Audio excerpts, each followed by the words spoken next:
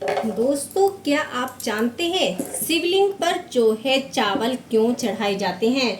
सावन के महीने में जो है चावल क्यों चढ़ाने चाहिए? कौन से चावल हमें शिवलिंग पर अर्पित करने चाहिए? कौन से ऐसी चावल हैं जो हमें भूल कर भी शिवलिंग पर अर्पित नहीं करना चाहिए? इससे पहले यदि आप भोले बाबा के सच्चे भक्त हैं तो वीडियो को लाइक कीजिए, शेयर कीजिए और चैनल को सब्सक्राइब जरूर करें।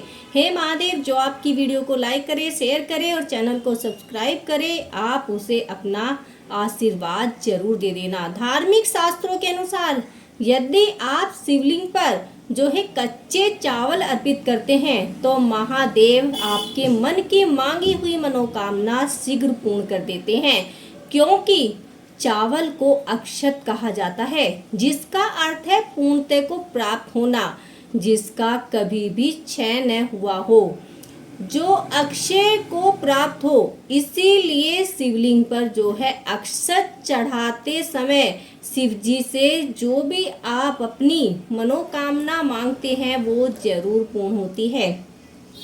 परंतु जब आप शिवलिंग पर चावल अर्पित करते हैं, अक्षत अर्पित करते हैं, तो उसमें भी आपको एक ध्यान रखना चाहिए। आप जब चावल अर्पित करते हैं तो आपको ये ध्यान रखना चाहिए कि आप जब शिवलिंग पर चावल अर्पित करेंगे तो वे खंडित नहीं होने चाहिए, वे पूर्णतः पूरे होने चाहिए, पूर्ण होने चाहिए। किसी चावल का कोना टूट जाता है, कुछ खंडित होते हैं, तो वो चावल आपको शिवलिंग पर नहीं अर्पित करने चाहिए। आपको चावल शिवलिंग पर हमेशा हाथ में लेकर ही अर्पित करने चाहिए। कोई कागज से चढ़ा देता है, कोई कैसे चढ़ा देता है, किंतु आप चावल को अपने सीधे हाथ की हथेली में लेकर शिवलिंग पर ऐसे करके आप अर्पित करेंगे तो भोले बाबा आपकी इच्छा जरूर पूर्ण करेंगे। एक बात का और ध्यान रखना है कि जब आप शिवलिंग पर चावल अर्पित कर रहे हैं तो आपको जो है ओम नमः शिवाय बोलते रहना है। ओम नमः शिवाय बोलते रहिए और चावल चढ़ा दीजिए, या फिर श्री शिवाय नमस्तुभ्यम बोलिए। इन दोनों मंत्रों में से आप किसी भी मंत्र का उच्चारण करते हुए चावल को शिवलिंग पर अर्पित कीजिए, अपनी मनोकामना बोलिए। पर फिर से मैं ये कहूँगी दोस्तों कि जो भी आप इच्छा मांगते हो या फिर जो भी आप उपाय करते हो तो उसके पीछे आपको अपने मन में जो है श्रद्धा भाव लाना होगा। बिल्कुल सच्चे मन से उपाय करना है, ये सोचते हुए आपको उपाय करना है कि भोले बाबा मेरी इच्छा पूर्ण कर रहे हैं। हमने दोस्तों एक छोटा सा शिवलिंग रखा हुआ है, अपने घर के मंदिर में ही रखा हुआ है। अभी तो मैं वीडियो बनाने के लिए यहाँ पे रखा हुआ है, पर दोस्तों ये छोटा सा शिवलिंग आप भी अपने मंदिर में रख सकते हैं, कोई दिक्कत नहीं है। बड़ा शिवलिंग हम जो है घर के मंदिर में नहीं रख सकते हैं, छोटा शिवलिंग हम घर के मंदिर में रख सकते हैं, इसमें कोई दिक्कत नहीं है। शिवलिंग पर जो है दोस्तों जल अर्पित करने का भी अपना ही एक नियम है। यदि आप नियम से शिवलिंग पर जल अर्पित करते हैं तो भोले बाबा आपकी मनोकामना जरूर पूर्ण करते हैं। जिस भी उद्देश्य से आपने जल शिवलिंग पर अर्पित किया है वो आपकी इच्छा जरूर पूर्ण होकर रहती है। आप जब शिवलिंग पर जल अर्पित करते हैं तो आपको इस बात का ध्यान रखना है कि शिवलिंग के आपको राइट साइड में, तो जैसे शिवलिंग का राइट साइड कौन सा हुआ, ये तो सबसे पहले हमें शिवलिंग के जो है सीधे भाग में जल अर्पित करना है। यहाँ पे हमें थोड़ा सा जो है गणेश जी भगवान का ध्यान करते हुए ये जल अर्पित करना है।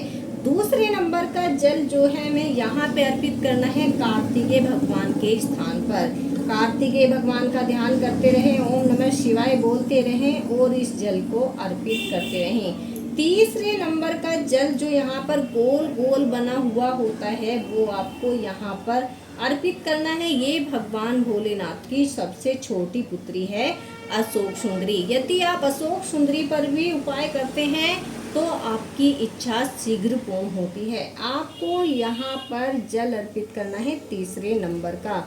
चौथे नंबर का जो ये गौरा मैया के हस्त कमल है, आपको इन पर जल अर्पित करना है। और पांचवें नंबर का जो जल अर्पित करना है आपको शिवलिंग पर अर्पित करना है।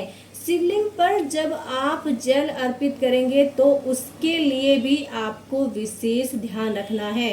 आप जब भी शिवलिंग पर जल अर्पित करेंगे तो आपका मुख जो है उत्तर दिशा की ओर होना चाहिए। यदि आप शिवलिंग पर जल अर्पित कर रहे हैं तो उत्तर मुखी होकर शिवलिंग पर जल अर्पित कीजिए।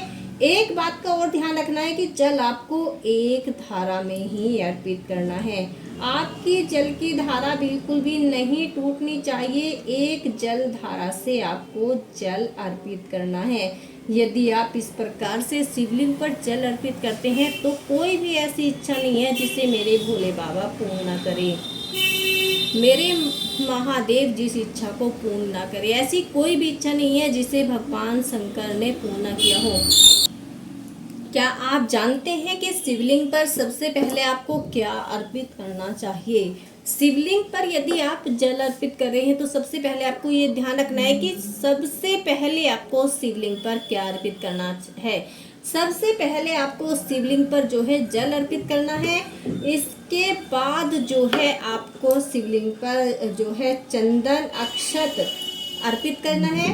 फिर आपको शिवलिंग पर पुष्प अर्पित करना है और सबसे बाद में बेलपत्र चढ़ाइए। जो भी आप चीज़ लेकर आए हैं सब चढ़ाइए। सबसे बाद में आपको जो है 108 चावल के दाने शिवलिंग पर अर्पित करने हैं। यदि आप इस प्रकार से आप अपनी पूजा अर्चना करते हैं तो आपकी पूजा जरूर पूर्ण होती है, आपकी मनोकामना जरूर पूर्ण होती है। हर हर महादेव कमेंट बॉक्स में जरूर लिखिएगा। श्री शिवाय नमस्तुभ्यम। आप सभी को जो है श्रावण मास की हार्दिक शुभकामनाएं।